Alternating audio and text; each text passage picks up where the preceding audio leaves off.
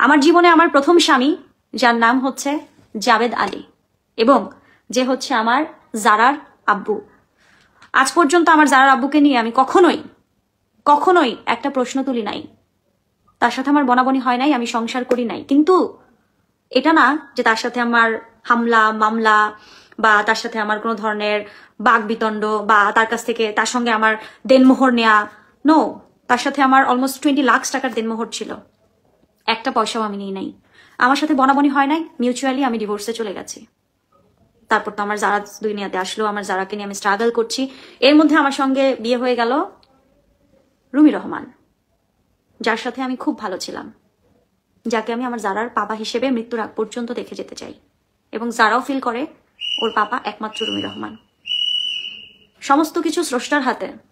আল্লাহ হয়তো চায়নি সেই সংসারটা আমি করি, আল্লাহ হয়তো চায়নি আমি, থাকে না, না হলে কেন 38 ডেজ আমার ছেলেটা পৃথিবী থেকে মানে আমার ছেলেটাকে, ফুটফুটে ছেলেটাকে 38 ডেজে রেখে বিদায় নেবে। চলে গেছেন। তার 2 বছর পরে আমি রাসেল মিয়াকে ভরসা করি, এতিম হয়ে এতিম বাচ্চাদের দায়িত্ব নিবে। এবং রাসেল মিয়া কি কি আমার সাথে করেছিল সেটার প্রমাণ সমস্ত কিছু আপনাদেরকে দেয়া হয়েছে, এবং আপনারা তখন দেখেছেন, আপনারা আমাকে প্রচুর সাপোর্ট করেছেন। এবং তার থেকেও বড় কথা, এটা এখন আদালতে। তার সেকেন্ড ওয়াইফ, তার ফার্স্ট ওয়াইফ জানে না, শুনেছি যে সে বিয়ে করেছে, তার সেকেন্ড ওয়াইফ, হ্যাঁ, সেই ঘরে একটা বাবু আছে, মাশাল্লাহ, দেখেছি। তো তখন আমি বললাম যে তাহলে, ও বলতেছে যে তুই আমার এখানে আয়, তুই মা বোন ওদের সাথে থাকবি। তো ঠিক আছে, আমি ওর মা বোন এবং ওর মা না, ওর মা বাবা সামনের রুমে, ড্রয়িং রুমে, আমি ওর বোন এবং ভাগ্নি ভিতরের রুমে থাকি।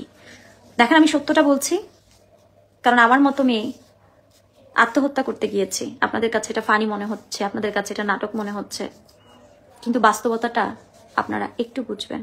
আমার জায়গাটায় আপনি নিজেকে দাঁড় করিয়ে একটু বিবেচনা করবেন আমাকে কি পরিমাণে মানসিক আঘাত করা হচ্ছে বা হয়েছে।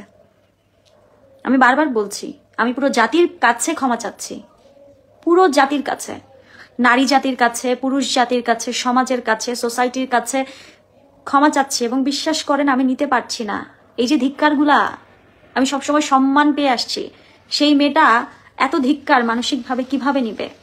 আমি সুইসাইডাল অ্যাটেমে আছি, আমি হসপিটালাইজ ছিলাম, ইভেন দো আমি কাল বাদে পরশু আবার হসপিটালাইজ হব। আমার অবস্থা খুব খারাপ। আমি এখনো যখন দেখি সে আমাকে নিয়ে নানান মিথ্যাচার চালাচ্ছে, তখন আমি মানসিকভাবে নিতে পারি না। আমার পেজটা ছিল না, আমার কাছ থেকে আমার ডিভাইস সরিয়ে ফেলা হয়েছে ডক্টরের অনুযায়ী। আচ্ছা, এর পরবর্তীতে আসি। আমি আমাকে খুব ভালো দাবি করছি তা না, আমার তকদিরে হয়তো আল্লাহ রেখেছেন দায়িত্বগুলো পালন করা, আমি সেটাই করছি। আমি জানতে পারি তিনি আমার সম্পর্কে এমন মিথ্যে ছড়াচ্ছেন, তিনি আমার মহল্লায় গিয়ে বলছেন আমার নামে 7টি 10টি মামলা, আমি 7টি